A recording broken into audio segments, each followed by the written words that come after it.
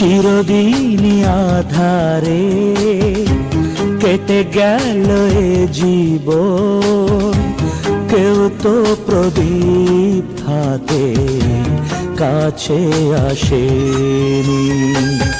দূর থেকে দেখেছি পূর্ণিমা রাত আমি, কখনো আমার ঘরে জ্যোৎস্না ফোটেনি।